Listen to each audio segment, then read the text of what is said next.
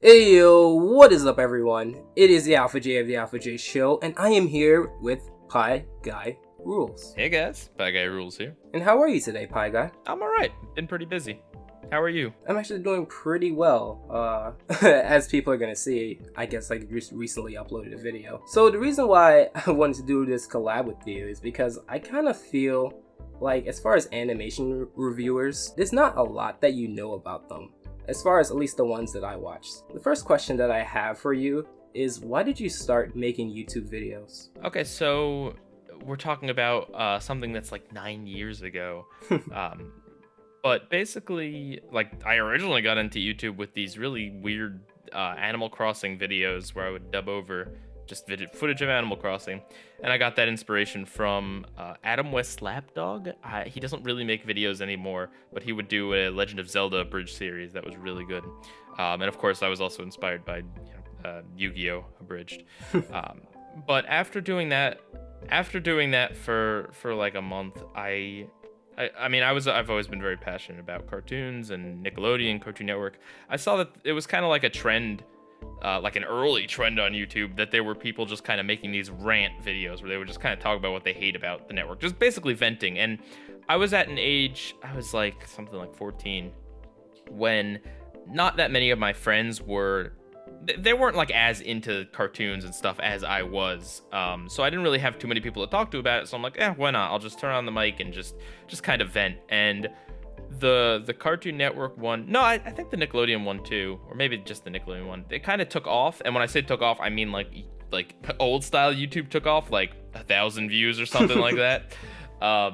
Yeah, and then from there, that kind of just took over my channel because I saw that there was an audience for that, and I loved making videos like that, and so that's how I got started. So basically, you made a variety of content, and then one particular genre is just started to take off and get a lot of traction, and you decided, since you already like talking about it, and since you are pretty, okay with making videos about it, that's the avenue you took. Yep.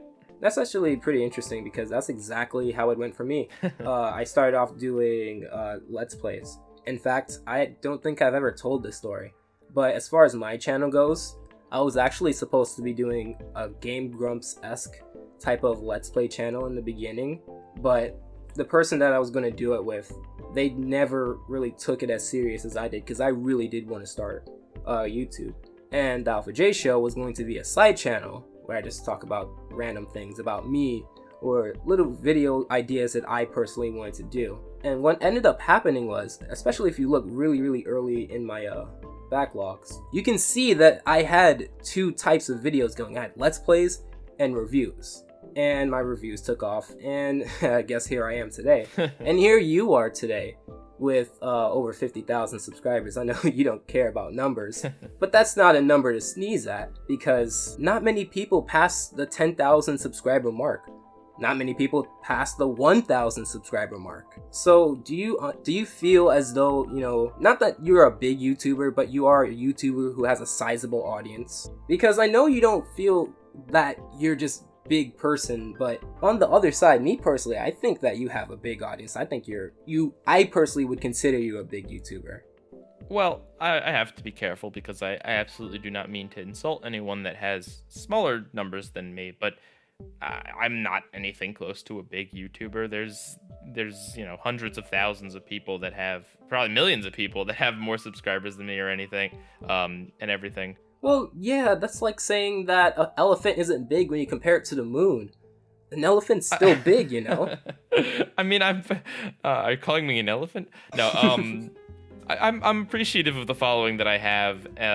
But I mean, remember, it took a long time for me to get here. It was only like something like 3 or 4 years ago that I was like at 12,000 subscribers. Like for a long time, it was just kind of a channel that not that I didn't take it seriously, but it was just kind of a side little hobby that I didn't pay too much attention to while I was just in like high school. Yeah, and then you transitioned to college, and you also did college confession videos. What made you go into doing videos like that?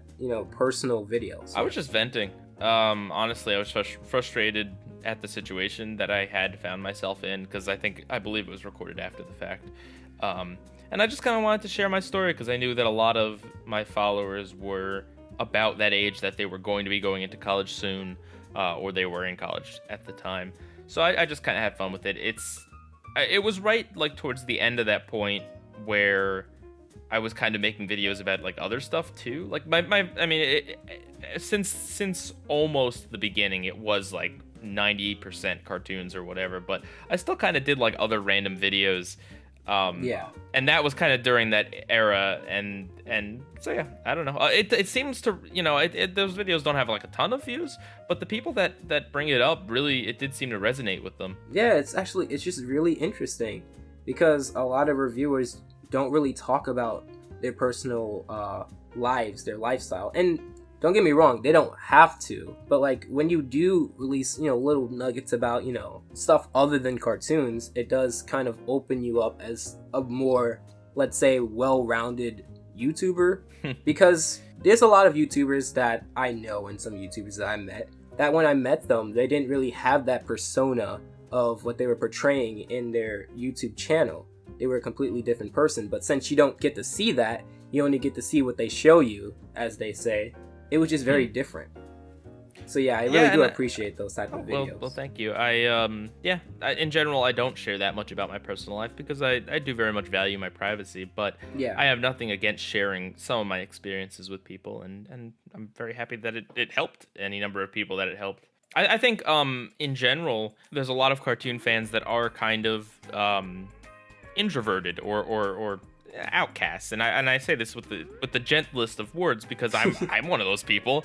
So am I. Yeah, I mean, and there's nothing wrong with it, but it's so I knew other people out there would kind of feel better hearing my story, and so I told it. Kind of glad you mentioned that because as soon as we started talking, butterflies, just in my stomach, just oh my, like I know, because I've seen you tell other people that you want to be treated like as any other person, but like it's just hard to differentiate.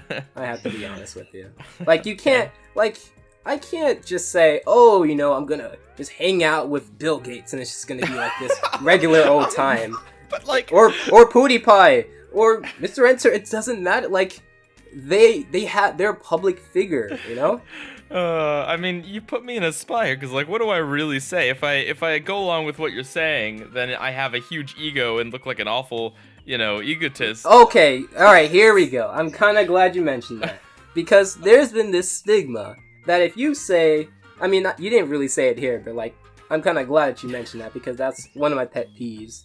Like, a reviewer can't say, wow, I really made a really good video, or wow, this video got quite a bit of views, or wow, I've been getting quite a bit of views lately, because then there's that stigma where it's like, oh, you have an ego and all of that. Me personally, if I'm gonna tell my Twitter followers or the people who watch me on YouTube that I made a really good video, or that this video got like 12,000 views in the first week, I'm gonna tell them. And if they think that I'm being arrogant, it's not that I'm being arrogant. I'm proud of the content that I make, and I want each video to perform well because I put a lot of effort into it. Just like how you put a lot of effort into it, and you want it to reach as many people as possible.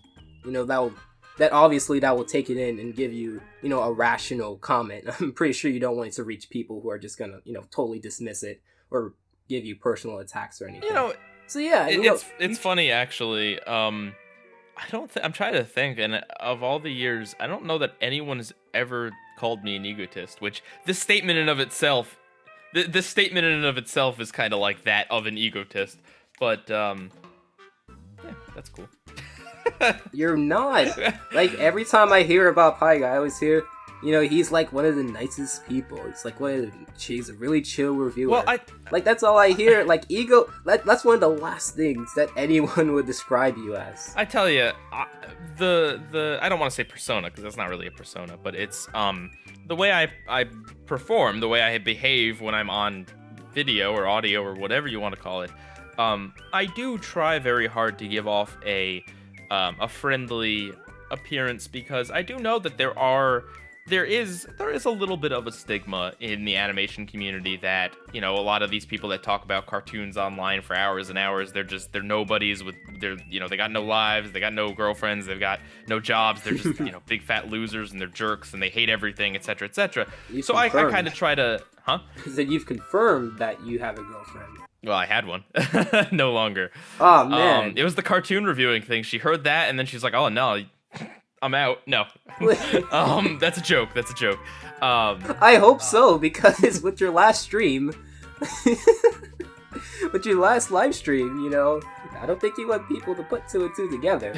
Well, regardless, I do try to give off of a very friendly aura, because I do want to present that. I want to show that, like, look, you can like this stuff and not be like a total dweeb or a jerk, or you can have a strong opinion without being inflammatory. That's kind of like always something that I've really stood by. Like, I can hate media with a passion, but then still turn around and have a friendly disagreement with someone else. It doesn't have to be like a literal war over this stuff.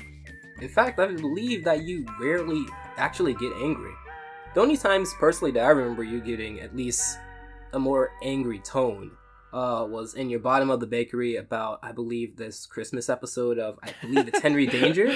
I got really angry in that one. I don't even really know why, because it was because of the cop. Because they grabbed something from the cop. No, I know, but I don't really know why I was.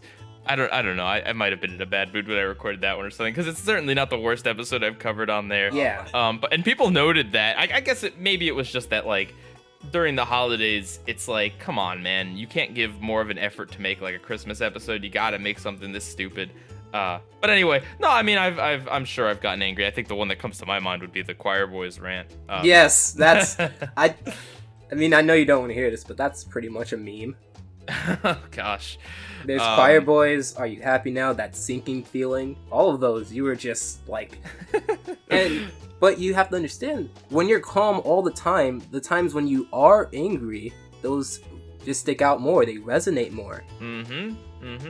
I believe that's also why, I believe the only time you cursed was actually a Mr. Renter's thing, but it wasn't really a curse. It was leading up to it, so you can imply it.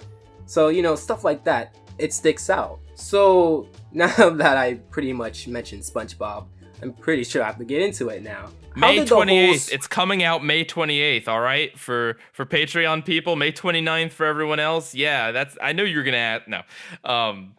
As far as square theories go, how did that whole thing come together? Oh, man, I don't even know. No, I believe it was... Just like I was kind of tired of having to say the same things over and over again in my reviews, like certain things like patch. So it's like, okay, instead of doing that, I'll just make videos on the topics, and then just kind of point to it whenever I needed to, you know, to mention it in a review. Like, hey, you can check that out here. And back when annotations were a thing, back in ye old 2016, I would like make annotations that like directly linked it. But now I just kind of pop it up in the corner and people know what I'm talking about. In fact, in all of your season reviews, or at least most of your recent ones, you always point to the fact that, hey, you know, if I talk about this, I actually have a video where I go more in depth on this. All of your square theories, which unfortunately, because annotations are going out, I don't even know if you can fit all of your square theories, because you only have up to 5 cards in an end screen. Yep. Do you have any intentions to go back to your older season reviews and like redo them? What do you mean? Well, in terms of annotations, the old ones aren't going Well, no, away, I mean like with your season 1, because I remember you saying once, I think it was in a stream, although I'm not too sure, that you did find your older season reviews to be, let's just say, needs improvement. Are you going to improve them? Yeah. Like, are you going to redo them? There was a time when I wanted to do to basically kind of re-edit them, just clean them up, not necessarily like re-record everything or whatever. And I'd like to do that, but honestly, it's more important that I keep moving forward and keep reviewing new things and stuff. And totally, I also find that like I'm more harsh on them than anyone else will be. Basically, it's like I'd like to someday, but I don't. It's not a priority. So, but I'd love to put PieCons in them. I'd love to take out like the really egregious pun work, because first impressions are very important. But I find my most viewed of all of them is the season 6 one, which I'm very happy about, because I think that is and has been the best one. Just personally, I think because the material I had to work with, and just I don't know, I just threw a lot of stuff into that video, and I'm very proud of it. Maybe it's just my bias, but your season 9A video, at least the artwork of it, I personally, that's my favorite. Oh well, The thank you Karen for the screen. one thing that I didn't. The one thing that I didn't do. Oh. No. Hey man, I still have to color that. Well, thank you. I mean, obviously, I put my all into all of them. I just think that season 6, especially because of it, just the strong reaction I had, which is not something, you know, I'm at the mercy of the material that SpongeBob gives me. If it gives me a mess season like season 8, Yeah. like what can I really do? I'm not going to overreact at something that doesn't deserve it. I'm not going to play it up as if it's the worst thing ever or whatever. It's like, no, this is middle of the road and so be it. You also have certain pieces of content that you do. It's not something that people necessarily would like link to you immediately, such as your Squared Theories, your every episode of SpongeBob reviews, such as like your KCA live streams or your upfronts, you know, stuff like that. Are you going to do an upfront for this year? I don't know. I kind of forgot to do it. And now I feel like You can still do it. People, they'll watch I don't it. know, man. It's Pie It's a little Guy. late. It's a new Pie Guy video. I don't know. I might honestly. The Kids Choice Awards thing is always funny to me because this was the first year it was live streamed. It was always just recorded before. Yeah. But it amasses such a large amount of views, and a lot of it is people telling me that I'm wrong, and I just find it really funny because I don't take them seriously in the slightest, and I It's just a snark. You just snark at it. yeah, and I don't know anything about music. I genuinely don't. I don't know anything about like what popular actors and actresses. I don't know that. I'm not. My pop culture sphere is very, very, very isolated, and in general, I'm not a huge fan of like following the entertainment industry or whatever. What are you talking about? You know that cover by this beautiful singer called PieGuyRulz when he made a song on Atlanta Square Pantsers. Come on, you know about that. I like how you said, oh, you know, you brought it up again and when you had to bring up the actual segment in your every episode of reviews, you actually didn't want to include the song in the video. And then people got upset because I didn't include it. I don't know. There's a lot of really funny reactions to the song. There's some people that are like, oh yeah, no, it was supposed to be bad because of the show, and I'm like, yeah, I sung it poorly on purpose. Definitely. Yeah, that's the assessment that works. That's pretty much it. Yeah. You know, and then there's people who think it's like genuinely good. Then there's people, you know, I don't know. I don't think it's well sung, but I think it's definitely not something that people were expecting in the review, and it's beautiful, man. Yeah. Like if you want, you can sing my outro song, please. No, thank you. I'm glad it brought some people joy. It's the last time I will ever sing though. But me personally, my favorite pieces of content that you do is when you address arguments. You just don't like change argument. I really love those pieces of content because I do like to dive into, you know, like fallacies and why certain arguments work and like just a structure of what makes an argument good. Maybe it's just because I guess my last semester of college I had a critical thinking class, and ever since then, but really before that, I've always just been interested in hearing two people who have good points go back and forth. Yeah. And, you know, just analyzing both sides. Mm-hmm. I've noticed, and I'm probably going to make someone's day when I say this, there's a lot of other arguments that go around. Yeah. Like, for example, I know. People have suggested that one. It's on the docket. I know. The thing about the "it's just for kids" argument. I'm so sorry to cut you off there. It's okay. If you didn't hear him, he's talking about the "it's for kids" argument. The thing about it is that it's not. It's complicated because it's not the sort of argument that that's just like write off as like, well, this is just invalid all the time. Yeah. Or whatever, because it depends on the argument that comes before it, basically. Like if your argument's like oh, this show sucks because there's no blood in it and they don't even curse, and it's like, well, yeah, man, it's for kids. Like that's a very valid response, I think. You know, it goes more into the whole dismissing of basically dismissing of criticism. It's a red herring fallacy.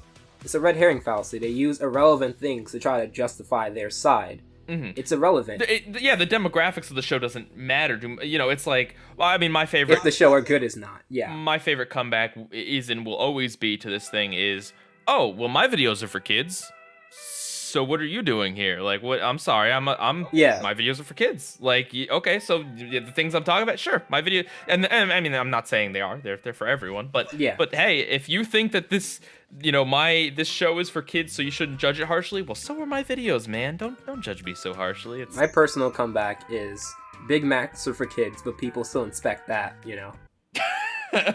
Big Macs are for kids. Oh my God, Happy Meal. I mean, I mean, kids kid, can eat them. they could, but I wouldn't it's not say... for them. I know. It's a fallacy right there. But here, you know what? I'm kind of glad we went into this. How many times do you mess up in your recording?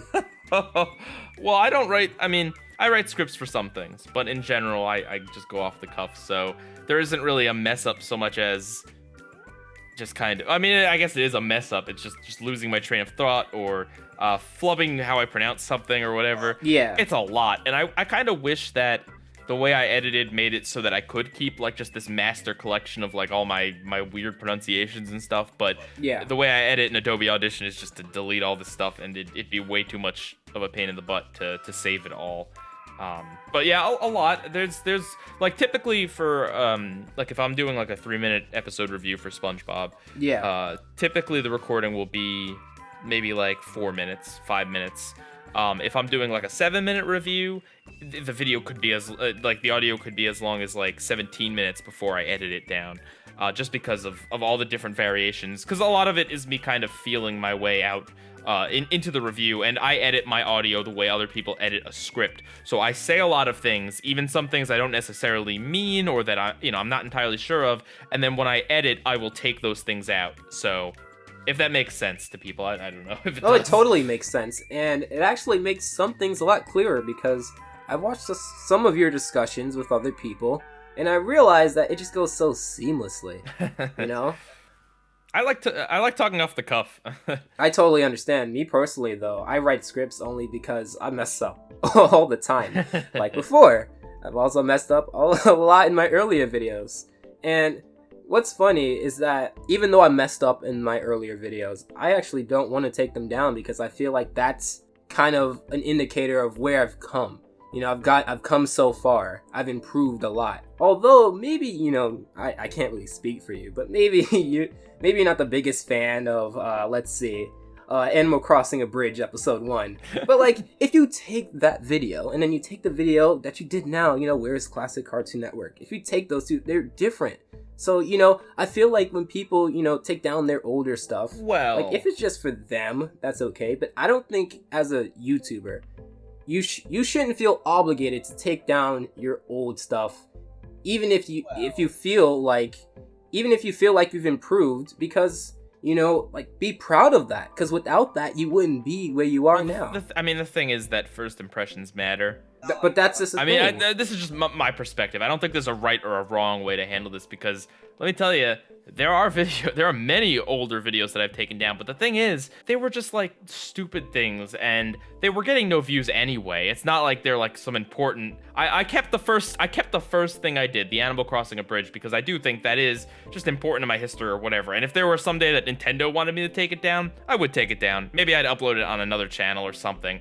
I don't care that much about it, but first impressions are important, yo. Speaking of another channel, you recently started plugging this PieGuy Plays channel quite a lot, and I find it kind of interesting that a lot of cartoon reviewers are starting to put a lot of effort into their second channel. I believe Phantom Strider has Live Strider, Rebel Taxi has a second one, and you have a second one. Yeah. I believe that you were on Twitch before, so. What was the switch? I used to live stream sometimes. So why did you switch from Twitch but it wasn't to YouTube Live? What was the reason why? Well, before it was I'd live stream maybe 4 or 5 times over the course of a year and a half. Yeah. It was just it was a thing that I did as a bonus, a Patreon stretch goal, and then just a few times for fun. The reason I stream on YouTube at the moment is just because it's more convenient than Twitch, because I'm using YouTube. I'm definitely not against switching to Twitch at some point. I haven't quite yet weighed the pros and cons, and it's just convenient right now.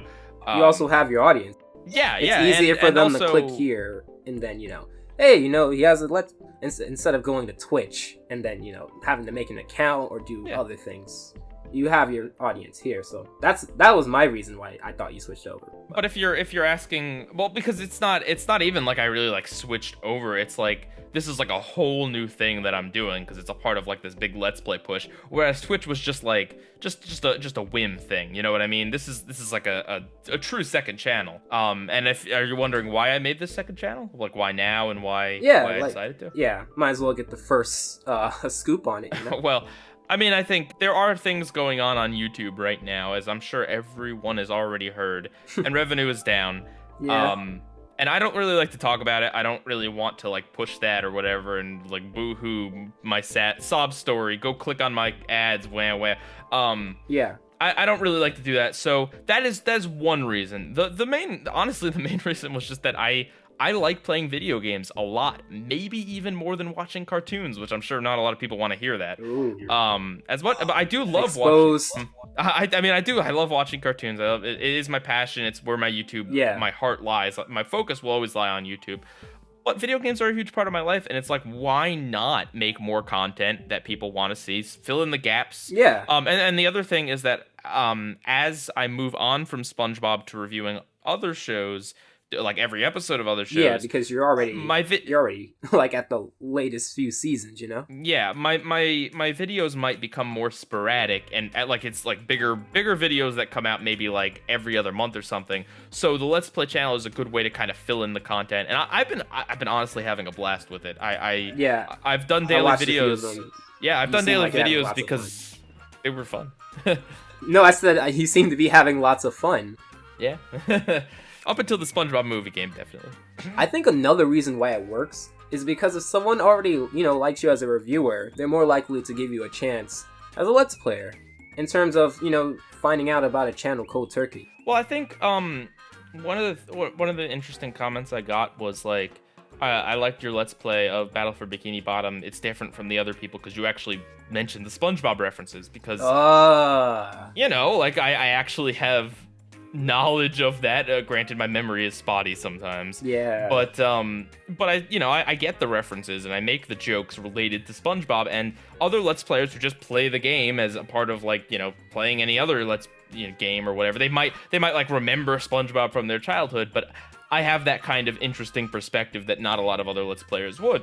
You actually revived this channel because there's like a 4-year gap between you did like other games. Now you do majority SpongeBob. I'm pretty sure we're going to be looking forward to every game of SpongeBob played. I'm going to try my best to cover most of them. Maybe not. I saw on your stream. Yeah. Oh, yeah. I saw on your stream that you were going to be going into other SpongeBob games. Yeah. I don't know if you're going to do them all. I didn't hear it. No, probably not, just because some of them don't lend themselves to some of the earlier ones are just like straight up platformers, like kind of boring like Game Boy Color platformers. Yeah. So that I don't know if that would make the best content. But what systems do you have? I have consoles. Every Nintendo console dating back to SNES, Xbox One, PS1, and PS2. Would you be mad at me if I told you that I never really had a console besides the Wii, as far as Nintendo goes? No. In fact, there's two things that when I grew up, I completely just was never into. And that was Disney and Nintendo. Every time I tell people, it's like so shocking. Like, you've never seen all of these Disney movies? It's like, no, I kind of grew up, watching other things. Is there anything that you grew up watching? Actually, no, I just worded that extremely wrong. Extremely? Extreme. Dangerous wording right here. Extreme spots. Is there anything that you did not watch growing up that a lot of people watched? Samurai Jack. and that's no more apparent than now because everyone's talking about it. I get not constant, but I get Twitter messages that are like, are you going to talk about the new season of Samurai Jack? And it's like, no, I haven't seen any of it. Like, someday I will. I don't doubt that it's a good show. You gotta reply to them and say, are you doing a Samurai Theory? I do reply to people on Twitter. Yeah, I actually see. You have a pretty good Twitter following. You get people who respond to a lot of what you say. And what's funny is, although, your Twitter is, a very chill and relaxed place, I actually know that a few of your tweets, you kind of talk about, like don't do this. Like, not in a dictator fashion, but like, if I were to give an example, at least today, when you tweeted, at least today at the time of recording this, you were tweeting about Steven Universe and how it was already on Cartoon Network and that they're showing it online. Well, you know, you kind of, I don't want to call them rants, but sometimes you do that from time to time.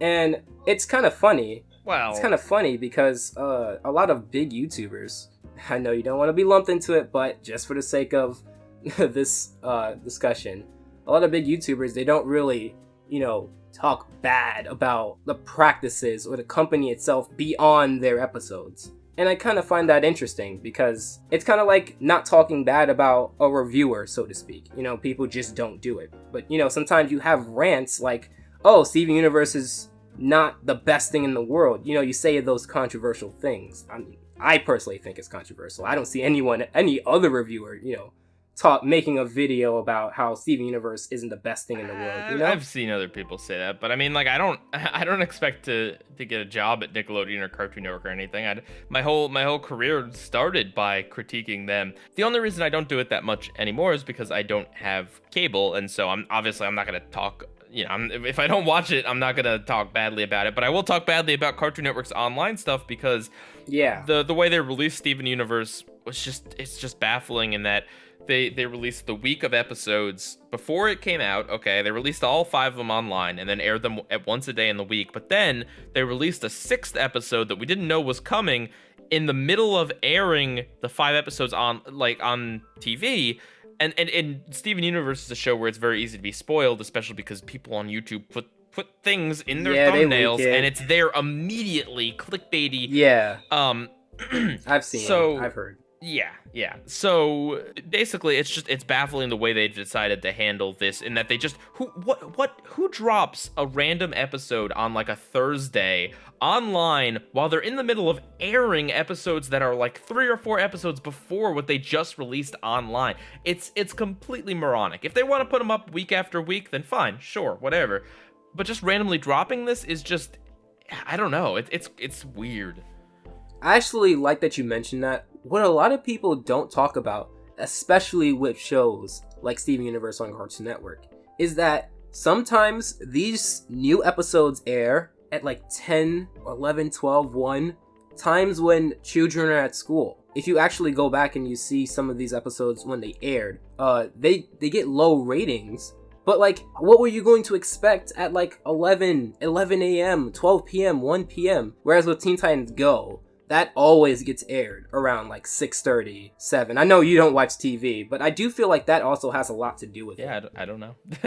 So, going on about the different types of content that you also do audio essays. Was this for like college or something, or just something you did for purely recreation? It was just a fun thing I did, and since I like having some variety, I don't like putting PieCons on every single video. So these ones I just would, you know, I knew I was gonna do something weird with like an After Effects and just call it at that. The only reason they're titled audio essays is so people know that you can turn off the visuals. Not that my visuals are particularly intensive at any point anyway. Yeah, and also they're kind of different in that they cover a lot wider of a scope, and I'm definitely not done with that sub branding. But really all it is just a different title on basically similar stuff that I do anyway. No, although actually I was thinking of releasing an essay that I did write for college about Breaking Bad, but I don't know. As far as live action goes, beyond like Nickelodeon or Cartoon Network, all I know from based off of your videos is that you do not like Full House. No, Full House is awful. It came out of nowhere too in your video. You just said, and I hate Full House, like it reminds me of Full House. It's kind of funny. As far as live action goes, you know, you generally do stick towards Dan Snyder's shows. I mean, I watch a ton of, like in my personal life, I do watch a ton. Well, not necessarily a ton, but I do watch a lot of live action. It's just not where my viewership lies, so I don't really talk about that sort of thing. Well, that's the thing. If you talk about Gravity Falls, why don't you talk about the Disney live action? Oh, because I don't follow Disney in general. And Gravity Falls, by the way, was not on Disney. It was on Disney XD. Well, it was on Disney for a little bit. Well, you know, I just mean like it's a non-Nickelodeon or a Cartoon Network based show. I don't have like a stigma against covering stuff outside of them. It's just I don't really pay attention to anything that Disney does. And I watch Gravity Falls online. Like I have all the episodes on iTunes. If there was another really good, I watched the pilot for Milo Murphy's Law as well. That's a Disney XD show. Yeah, I've watched that. I actually I like the show. And as far as why I don't cover like Disney, like the crappy live action Disney stuff like I do Dan Schneider, it's like because if you've seen like crappy kids live action stuff like once, you've seen it all basically. And I feel like kind of covering Dan Schneider's library kind of covers a lot of the other problems that a lot of other shows have. I'm not saying I never talk about like I think Dog with a Blog is like the most egregious of the Disney Channel live action garbage. But yeah, that's why in general I don't really cover that. But I also I cover what interests me. That's like generally it. Like the reason most of the negative stuff I review is stuff that is tied to something that interests me. Like SpongeBob episodes I don't like, Powerpuff Girls reboots, Teen Titans Go, etc., etc. It's because it's tied to something that interests me. I don't really go out of my way to make like a negative review of just a random cartoon. Yeah, I totally understand. You generally do stick towards Steven Universe, SpongeBob. You've only really recently talked about adult animation a few times, The Simpsons and South Park. Will you ever go into like the Seth MacFarlane stuff? I'm kind of in the works on a Family Guy video. Oh, okay. Yeah. I just generally don't watch it because I have a strong. I was never a fan of it. I'm not one of those people that likes the early seasons of Family Guy. I don't like any of it. You talked about Rick and Morty. That's also another show that I just haven't gotten into yet. I know a lot of people praise it, but yeah, me personally, I'm actually pretty slow when it comes to stuff coming out. Me too. Yeah. Like my Harvey Beaks review was right as Nickelodeon was killing the show, or right after it killed the show, basically. Well, rest assured, not a lot of people talked about Harvey Beaks. I know. I think it's sad, but I'm glad I could at least give it maybe a swan song. So the most recent video at the time of recording this was your Where's Classic Cartoon Network. And I kind of find it interesting that you actually did a follow-up video to it on the Boomerang app. Do you have the Boomerang app? Well, anyone can have the Boomerang app and anyone can see what's on there. It's just to actually watch anything on there, you have to pay to subscribe. So I have the app, but I have not, because it's an in-app purchase. Well, the reason I made the follow-up was because I had noticed that all these cartoon, there was just no way to watch this stuff, and then people alerted me to that, and I'm like, oh, well, here's this big, huge thing that I missed, I guess. Well, it recently came out. I only recently started seeing advertisements for it. Yeah, I had completely missed it. Well, it's on TV. yeah, well, exactly. But yeah, I mean, well, I don't know. I said it all in that video already, but yeah. Anything else about that? Oh no, I'm ready to go on to the next topic. Now, this topic, very, very interested to talk about. Now, it's kind of interesting because the people that I talk to in the animation reviewing community, we all know you and all of that, but I would put you in this different just space because it's not like someone can just contact you, hey, Pie Guy, you want to talk about cartoons or something like that, because you have other things to do, but it's just like that professional atmosphere that a lot of people have. Now, have you been contacted by a lot of these newer reviewers, or is it just like this stigma that I guess no one really contacts you? I've got contacted by a few people. I'm not the best at checking and replying to my emails. Really, the best way to get my attention is definitely on Twitter. Obviously, if you have a proposition, then yeah, probably an email. But honestly, and this is to anyone out there, if you've sent me an email, maybe just send a message on Twitter yo, I sent an email, maybe give me a reply or something. That's just the thing. If you really want to collab with someone, you gotta go through multiple different avenues, because at least with email, with me personally, it's just something that I don't really need to use, because majority of my audience and majority of the people that I talk to are on social media. So I totally understand where you're coming from. Because in terms of collaborating with people, well, first of all, it's always difficult because if you don't want to collaborate with someone, there's not really an easy way to say that. You don't typically come out and say yeah, no. So you got to be polite about it and stuff. But also, it's lately I have been collaborating with a lot of people, and I don't want to overwhelm my viewers with collaborations, and at the same time, I don't have an endless barrel of time to spend on other people's collaborations. Not that I'm against it. As you can see, I'm doing one right now. Yeah. But I can't say yes to every single opportunity, basically. And sometimes it's just, wrong time. There's a time, like right now is kind of SpongeBob crunch time for me. Yeah. So I appreciate I can do it, some though. of these, but yeah, you understand. Now, with your Bizzaro Bakery series, now you say that this series is spawned to basically the opposite of the bottom of the bakery. So whatever episode is in the bottom of the bakery, it would be then flipped in Bizzaro Bakery. Do you think that kind of limits you in a way? Because what if there is a really bad episode in the bottom of the bakery that doesn't have a good episode? Are you just not going to talk about it in the Bizzaro Bakery? I think you're greatly underestimating how much that company has reused ideas over the years. But the truth is, if there is ever, no, I'm not going to not talk about something because I don't think it has a Bizzaro counterpart. But ultimately, the definition for Bizzaro is loose enough for me that I could make it be whatever I wanted, even if it has, like, an actor in common or something like that. Yeah, I totally understand. You know what I'm saying? Like the Bizzaro that I'm going with for the latest Bizzaro that's going to come out it's iPie, and the episode was #PoisonPie. Really, they have, like, nothing in common except for the fact that they're about pie. My next question to you is that you did the SpongeBob movie plus season 1 to 3 character analysis. Are you going to do another character analysis following the sequel? Probably not. You don't think you should? I think that's... Be my guest. No, honestly, I think through the episodes and through square theories and stuff, I think I've kind of covered a lot of that. But also, it's a hard thing to nail down because SpongeBob characters kind of have many different aspects to them. Like in any episode where they're Patrick is the antagonist, he's going to behave differently from when he's the protagonist, from when he's the sidekick, etc., etc. So it's very hard to nail things down. In terms of like what I'm assuming you want me to say are things that I believe that the characters have changed from season 1 to 3 to basically 4 to 9. Like, I feel like those two characters are different. I guess how people would put it and label it modern SpongeBob to classic SpongeBob.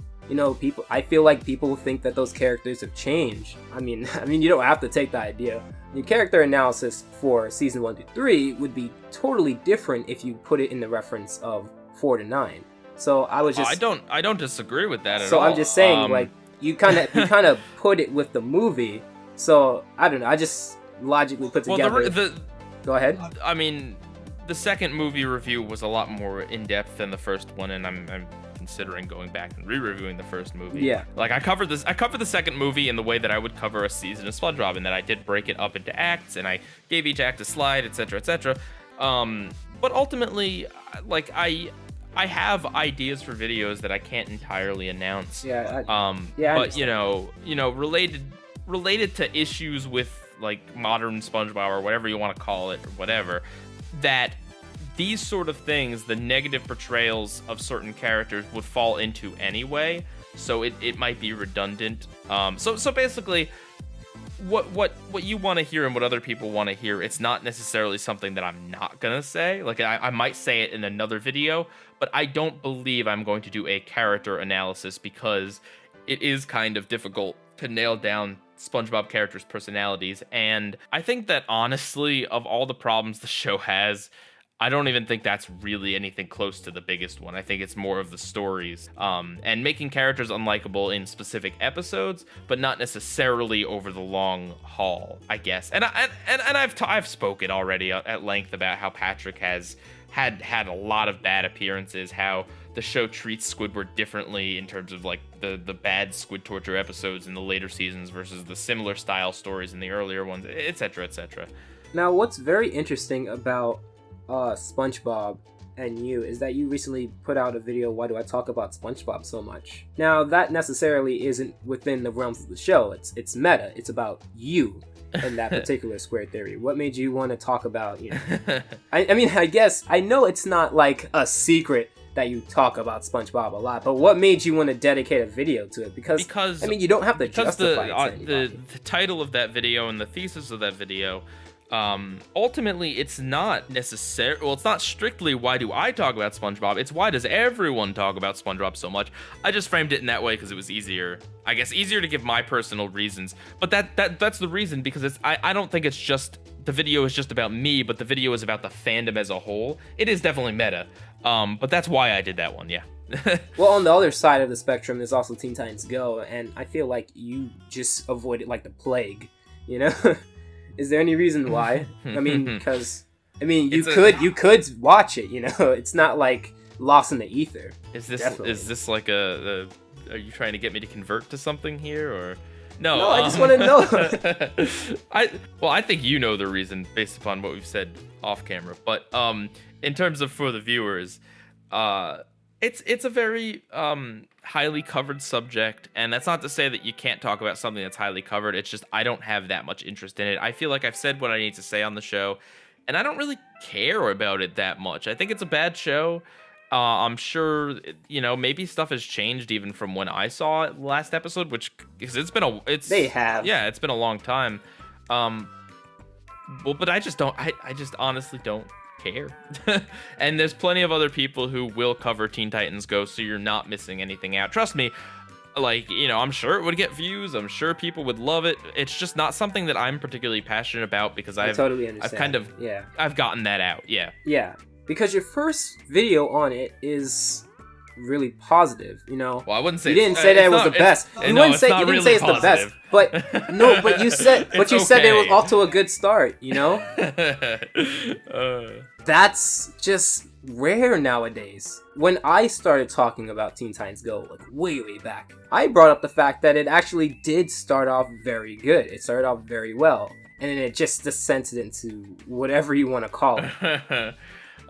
Madness. No.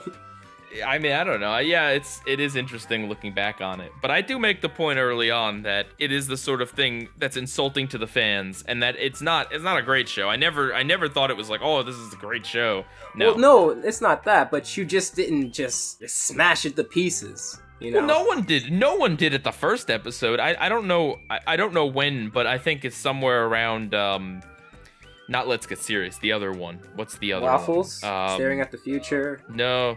The Fourth Wall? No, it's the other one that addresses the fourth critics. Wall? No, before that even. It's an episode aside from that. What was going on in it? Because they addressed the critics a lot. Yeah. I don't know. Maybe it was Let's Get Serious. I don't know.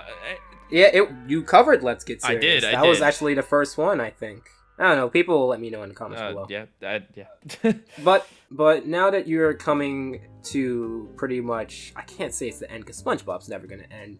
But the most recent season reviews, you did say that you are going to branch out and you are going to do different series. This sounds like a threat, like you're holding me to this. No, but it's true. I haven't spoken about it because it's just I need to get this SpongeBob stuff out of the way, and then I have a set of, I believe it's 4 or 5 shows that I would be willing to review every episode of. They're all relatively short shows. I'm not gonna do another endless show like SpongeBob. I have a list, and then I will, again, when the time is appropriate, once I've covered season 9 and maybe even season 10, because season 10's almost over, which is crazy. But then there's also season 11 or season 12. One of those was just confirmed recently. Season 12, but season 11 is back to like a long format, so I don't expect that to be done for a while. Anyway, the point is, whenever I am fully caught up, I will make a video and have a poll, and my fans will basically vote on which show I cover next, and it'll pretty much be done the way SpongeBob is done. Now, I want to dedicate this last part of this discussion to more of a meta sort of viewpoint of a reviewer. Now, I remember the first question I gave you, and I actually remember exactly what you said. I don't remember this. At least I said, what would be your tips for a growing animation reviewer? Because at the time, I had like 500 subscribers or something like that. Quit. You want to know what you said? No. What did I say? What did I say? I don't have any tips. Just do good stuff. Yeah. Well, because I'm not a role model. Don't follow me. No. Honestly, if I could give a tip now, it would just be, honestly, don't be afraid to start out kind of, I don't want to say like stealing, but don't be afraid to start out in being inspired by someone, because most people do. It's just try to find something original in your inspiration, basically. It's okay to start from a place of similarity to someone else, but definitely try to grow and become something your own thing. Don't be like the guy that's like, well, I'm gonna do like the Nostalgia Critic's exact shtick, but I'm gonna do it with horror movies or whatever. Like don't just copy an exact shtick. Yeah. Don't be afraid to start out in a similar place, but really do try to grow into your own way. Who knows? Maybe you'll meet someone that you look up to, like you did with Chugga Conroy. Yeah, that's definitely the analogy you were gonna make. No, but I just remember on Twitter, I'm sorry, man, you fangirled a little bit. You said you're not going to guess who's the next person I had a discussion with. Well, that's part of it wasn't just like bragging about who I got. It's also just the fact that he does video game videos. I don't know that I think he was in a vlog, but I don't know that he's ever done, well, he certainly has it on his channel, but I don't even know if he's ever been in a video talking about cartoons. So I thought that was like a really cool thing. Yeah, it was actually pretty cool. So, as far as reviewing goes, the biggest tip that I usually give people is just to start, because you're going to improve. Your first videos are going to suck. They are. That's just a fact. But what's funny with me is that as soon as I put out my first video, I knew exactly what I wanted to change. I knew what I wanted to take out. I experimented a little bit. Yeah, everyone's got to start somewhere. That's what I'm saying, you have to start. And a lot of people are so afraid to start because they say, oh, what if I get negative comments, or I don't have this type of, I don't have this equipment or something like that. Like, there's audio editing softwares that are free. There's video editing softwares that are free. A microphone doesn't even cost too much. I started out with Movie Maker and my built-in PC laptop That's microphone. What I'm saying. Like, you're not going, obviously in like years to come, if you're like really, really passionate about it, it's not going to always be like that. But start, you don't even have an audience. It's not like as soon as you start YouTube, I would love for this to be the case, but it's not like when you start YouTube, you're going to have like 100,000 subscribers to start off and make your first video with. You got to build up. Here's, I've got a few other tips, and these are things that are kind of like pet peeves of mine, is if you're very small, don't enable ads. You are not going to be getting, and I'm talking, if you're in a few hundred subscribers. Yeah. You're not going to get money. You're going to get literal cents, and you don't get paid unless you make $100. I believe that's still a rule. As far as it depends if you're partnered with a network. That's true. Yeah, but basically, there's certain networks that, I totally get what you're saying. But. Yeah, but the basic point is that when you're just starting out, all you're going to do is alienate people because they may not want to sit through an ad just to get through like a new person's video. Just especially an unskippable ad. Yeah, just look at it like, you wouldn't be making much money anyway, and then enable ads when you feel like you've grown enough. But look at it as like an initial investment, because I promise you won't be making much money if you're getting like you're not 30 views, especially if they claim your videos. Yeah, you're definitely not going to be making that money. too. But that's one thing I think, exposure is more important than making money like immediately or whatever, because again, you're not going to be making that much money. Another thing is, and this goes along with what you were saying, don't endlessly talk about your plans and, oh, I'm starting up this channel, and on May 31st, my first episode of this is gonna come out. No one cares yet. Just make the video, put it out there. They just want to see the end product. Well, because no one, if you don't have a following yet, don't expect people to like stumble across this empty channel looking for like a, they're gonna find something. No, just make it, Another tip that I have that some people don't agree with me, but it's something that I pride myself on. You should probably just build a large a large library of videos on your channel, so that if someone does come across it, if they really like that video and, you've been consistent with your quality, they're also going to like a lot of other videos. But if you only have like 7 videos on your channel, I don't need to subscribe. I really don't, because I can just watch through them and I'd be on my merry way, especially if you're not consistent with posting. Well, you've heard it here first. Alpha J Show promotes you to become Watch Mojo. Just spam thousands of videos. That's the secret to success, right? According to you? It clearly is. There's tons of people who do like daily videos or something like that, and YouTube loves that because they want their audience to stay on here and not switch on Netflix to watch SpongeBob season 9 or whatever is on Netflix. They want them to stay on YouTube, and if you upload like 20 videos a day, YouTube looks at that and they say, yes, we're gonna promote that person, not the person who posts like one video a week or something, or 2 videos a week.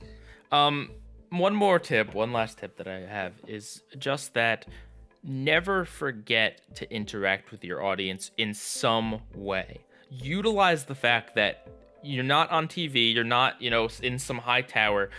It's YouTube, you can interact with your fans, be it, doing like videos about, Q&A, be it responding in the comments, be it responding to people on Twitter. It doesn't matter how you do it. And of course, as you get big, you can't respond to everyone. And I don't, and I wouldn't expect anyone to, but never forget to respond to some people and just keep that little tie to your community, because it's so important. I've seen so many big channels forget this, and it's like they're losing their humanity because they just don't want to hear what anyone has to say about their content anymore.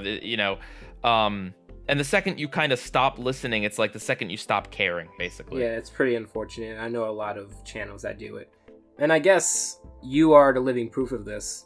Just don't be afraid to ask, because you don't know what someone thinks about, you or what you're offering until you ask them, Because if you want me to be honest, there's a lot of people, and it's a stigma, where it's like, you have to have this amount of subscribers before they notice you. But if you're putting out good content, and maybe they aren't necessarily known for being, numbers first and all of that, they might approach you. I mean, if I had that type of mentality, I probably wouldn't be approaching you for like a couple more years or something like that. So yeah, that's just an important lesson that I learned. I mean, if I didn't do anything, you probably would have never even known, would have never known about me, never known about my channel or anything like that. So I'm very appreciative of that. So is there any last words you want to say? Because no, that's it. I thank you for asking these questions. It's been fun to kind of talk about my history and YouTube and stuff. Am I the first person to interview you? Yeah. Well, you heard it here first. The exclusive first interview of PieGuyRulz by me, Alpha J Show. And you're a and card. if you want to follow Pie Guy, he will be in the card. He'll be in the description. And if you are not following him on Twitter yet, what is the matter with you? Go watch this guy's Let's Plays on SpongeBob. Support him. He is one of the few animation creators who are still keeping their integrity, still putting out great content in this ad apocalypse where everyone is pretty much trying to push the trending topics or whatever. He's still doing what he loves. So follow him, show him love, tell him that I sent you. I hope he still reads his comments or all of his comments. I read some of them, most of them. And as always, I hope your time is well spent, and Alpha out. PieGuyRulz out.